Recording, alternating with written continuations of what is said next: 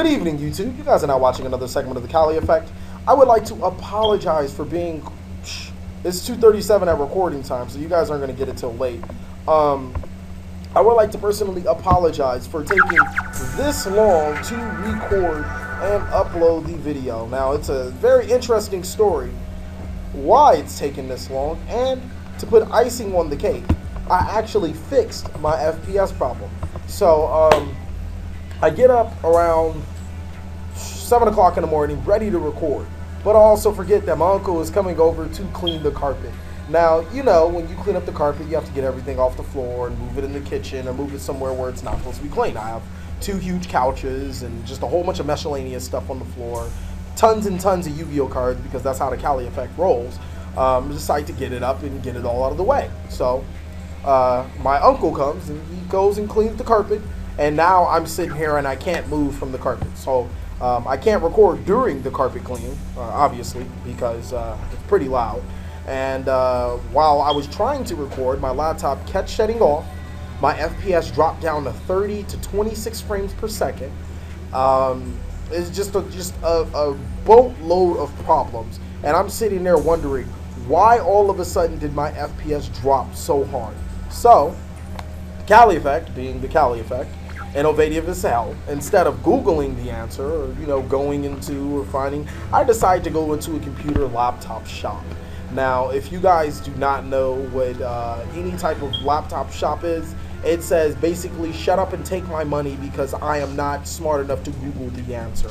Unless there is a legitimate problem with your laptop, then you probably shouldn't be going to a laptop shop, because they will try their best to take everything they have or anything they can. I get there, laptop shop says, hey, it's gonna take a couple hours to hold your laptop and do all this other stuff to see what happens. I'm like, no, I'm just gonna go to another shop, and then I'm not gonna pay a $25 diagnosis fee. Big problem. Never try to haggle before they do the work. It's another problem with the laptop shops. He said he'll waive the $25 fee and he'll see what's up right now. He comes to find out that I have a lot, and by a lot I mean malware, spyware, every type of wear you can do except for armor on my laptop, and it was just horrible. 30 minutes into it, I find 818 threats in my malware. He downloads that one little program and finds it, removes the program, and we're fixed. But the guy charged me 65 bucks. Now, I'm going to tell you guys one thing and one thing only. If your laptop's acting extremely slow and your FPS is down by X amount, try Googling the problem. More than likely it's virus or malware, something like that. That's going to be easily fixed. And it won't cost you 65 bucks. Now, down to this game. If you guys enjoyed me ranting about how much I paid just to get a video done for you guys, then I hope you guys enjoyed it, because it was well worth it for me to get this video to you guys. It was worth every penny. But now the side of me, I just blew I think I blew $800 in the past 3 days. So I'm really not in the mood to be spending any type of money whatsoever on anything. That being said, I'm just really glad that I got my laptop up to speed, and now I know how to fix it, had it come in the future. Oh, biggest reason why I had the malware. If you guys so happen to obtain programs, I'm not going to say anything other than obtain programs, then you might have a possibility of getting this malware or spyware. If you guys watch things, you know, online in incognito mode, then you probably will have spyware and malware. Now, I'm not going to completely point out to what you shouldn't be watching, and I'm not going to say this and that, but hey, my wife said I couldn't say it. Can I say it? Can I say it? No, I haven't. Yes, you have. Okay, first of all, let me get this straight, little lady. I do not watch porn. I have a beautiful wife that is just the most amazing thing in the world. You just told me you like looking at white girls with big ass. Shh. I like the gel suits. I'm done. I'm done.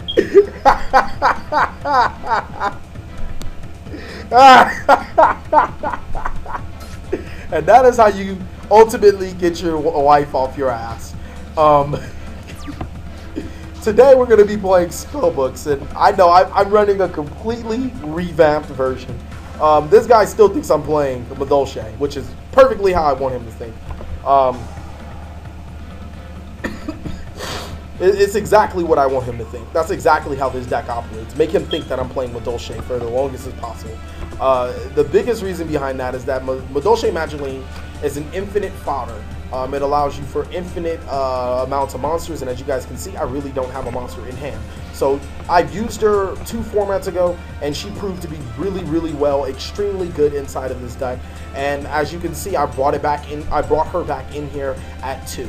I've completely dropped the High Priestess, the World of Prophecy, all that other trash in favor for the low monster count, the big beaters. Kaiku is really an MVP at this deck. It solves a lot of problems. The Bujin matchup, solved. The Mermo matchup, solved. Lightsworn, solved. So many problems. This one card called Kaiku, the Ghost Destroyer, just solves. And it is extremely good in this deck.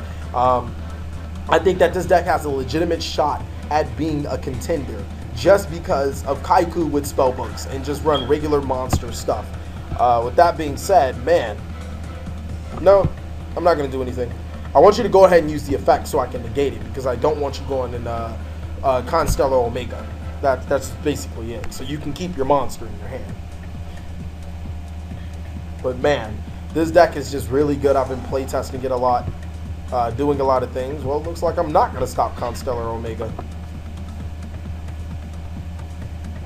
I am not going to stop Constellar Omega, because that is going to be what we call a struggle. Now, when do I reveal to him that I'm playing Spellbooks? I'm thinking. TheCaliEffect is thinking about it. Because I'm 100% sure he's like, I'm going against Madolche, and the only thing this guy is going for Magiclean. And why I decided to not use Duality, because I didn't want to give him any tips. I didn't want to give him anything. I didn't want to let anything go off. And while it does, in theory, you guys could say it hurts me because I don't get my Spellbooks engraved. I don't get the plus off a tower. Especially when you're doing a match, it's really good for concealing what you play because of that. Oh, he was counting cards. Okay, that's fine. I think we have the same. I'm pretty sure we have the same. 1, 2, 3, or 4, 1, 4, 1, 3, 3. Yeah, we have the same. Why would you do that? Now I'm just going to put it on him. I mean, there's not much else you can do. I don't know why would you go into that card, but sure. Oh, he's attacking. Yeah, I'm going to Mirror Force that. I am going to Mirror Force that. Can't activate its effect. It's not main phase 1, and we still would have the same amount of cards on the field. So, you're going to Typhoon the Mirror Force? Okay. Change Resolve backwards. MST negates. Oh my god. Thank you, Devpro. See, if this was Dueling Network, you guys would already know. I would have to spend probably 15 minutes talking about how MST does not negate. In this case, I think I'm just gonna go off. Oh, yeah, I think it's time. Let's activate Crescent. He's like, whoa, what? I know he's like that. I know he's saying that in his head. Why is this guy playing Crescent? Spellbook what? Call it 100. That's fine. Sure. That's perfectly fine. What is this guy doing? Okay, my choices are Masters, Fate, and Power. Give me one.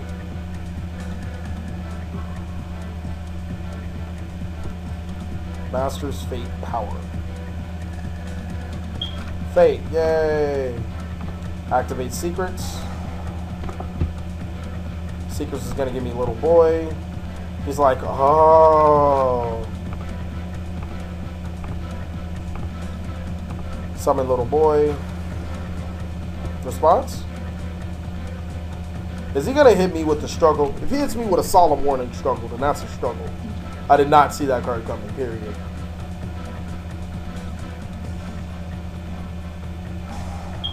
Oh, he let me get it. I think that was a problem. I think that was a struggle right there. So now I'm going to get Spellbook of Power. I'm going to power up Magdalene. And that's 3 Spellbooks engraved, so let's go. Magdalene attack. No response.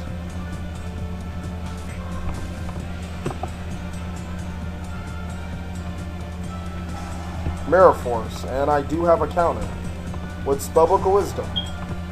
And Magdalene will be excuse me, will be unaffected by traps this turn. Nope. And you will use your effect to grant me Spellbook of Eternity.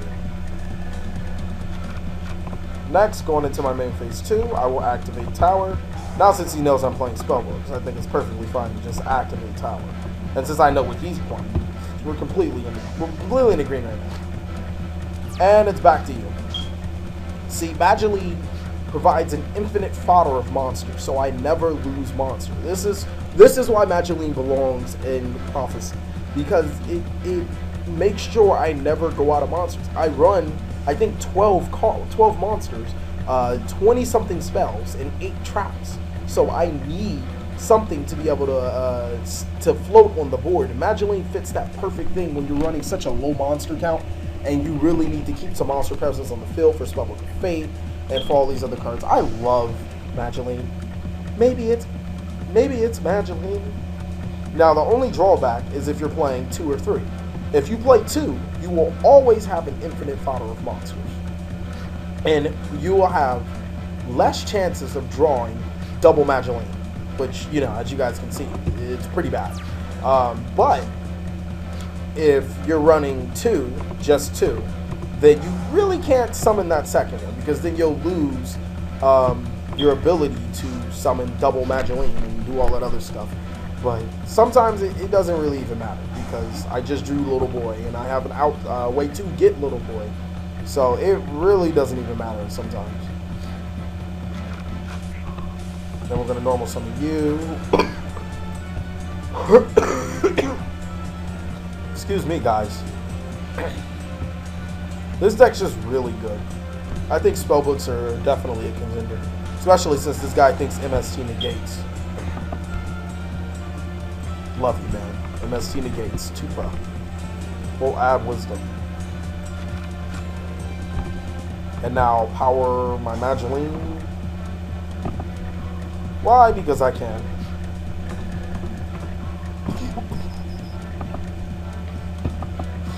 And we will run over a Maw Hunter. Power's effect will activate. Power, give me Master. Master is always a nice card to me. Then Little Boy will attack. Next, I'll set 1 card face down and then my turn. Now, I guess the only problem behind this deck you guys can see is that the deck, as you guys might think the deck has no power whatsoever. When it comes to monsters, the strongest attack monster in this deck is 1800, and that's just right off the bat. Well, there are a couple of ways to mitigate having such low monster counts. Like, we do have Spellbook of Power. Most amazing thing since Sliced Bread. We do have Spellbook Starlaw, if you guys want to run that card, which I really wanted to run in here, but I couldn't find a way to go into it or to bring it out effectively. And the last thing is that, excuse me once again, we do have Exceeds in Synchros. This deck can still Synchro and not lose advantage like it used to. Do I already have Eternity? Do I already have Secret? Yeah, I'll just add Secret. So I'll always have that monster thing going on. We're going to Shining Elf. And then that's how you put power on the board through cards like Shining Elf. Also run Downert Magician, also known as, I call her, Down Syndrome Magician. She looks so cute. This guy is in for a long ride. You can go double power to beef up Magdalene to 3,400. He's going to Solemn. Thank you. Solemn does tend to weaken your opponent, at least a substantial amount. And then we're going to set that compulse. Oh, and we have enough back row to protect our monsters for quite some time.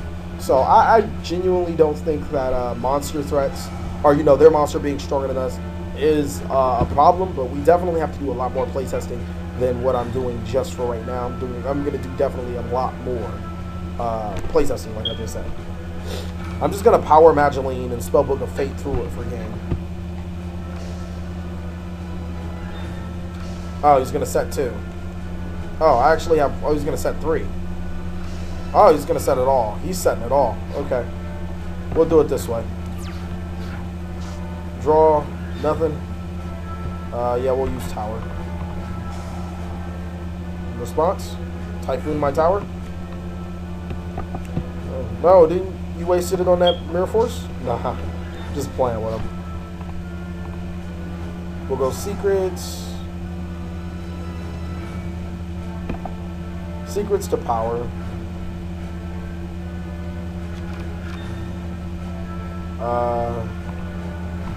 Masters. We'll go Masters, copy Secrets. Oh, I didn't even have to go Secrets to power. I just could have went the Masters to power and grade. That wasn't so smart of TheCaliEffect. Masters for Wisdom. We'll power the Magdalene.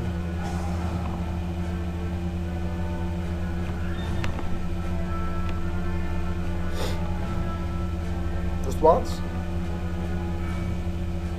And as you guys can see, she sat on the board throughout the whole game. She did not move. He could have destroyed her. I just would have summoned the other one, which is the reason why I kept her in hand instead of summoning her. And this is going to be the strike for game.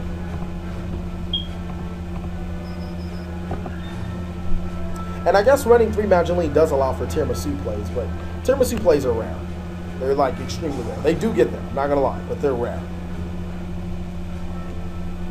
It's going to target my Magdalene. Yay, I'm going to target my Magdalene and make it unaffected by trap cards. And he has no other response. That's going to be game. Thank you guys for watching another segment of TheCaliEffect. Please like, comment, subscribe.